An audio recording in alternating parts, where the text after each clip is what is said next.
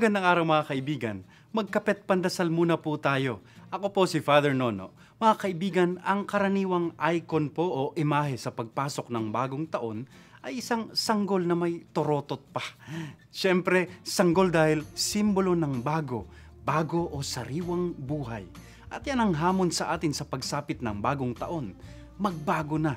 Kaya nga gumagawa tayo ng mga New Year's resolutions, ng mga bagay na dapat nating baguhin sa sarili. Pero sa ganang akin po, may isang imahe na mas angkop sa marami sa atin.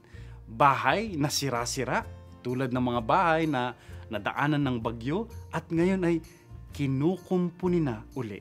Sa ganang akin po kasi marami sa atin ay medyo may edad na at di na makarelate doon sa sanggol. At mas angkop sa karanasan natin, tayo ng mga laging nakakaranas ng pagsubok sa buhay, yung imahe ng bahay na nasisira at nangangailangan ng pag-aayos lagi. Di tayo makapagsimulang muli na parang bata. Ang mas hamon sa atin ay paanong ayusin, ibalik sa dati ang nasira na nating idealismo halimbawa o mahina na o nabubulok na ang pananalig sa Diyos at sa kapwa. The challenge is to rise from the ruins and rebuild. At pinakikita po ng mga karanasan ng mga naapektuhan ng bagyo, makakapagbangon muli at makatatayong muli.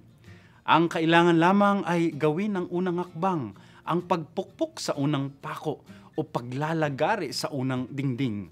Sa pagsisimula ng taong ito mga kapamilya, manalig tayo na makapagsisimula ulit tayo at makababangon muli.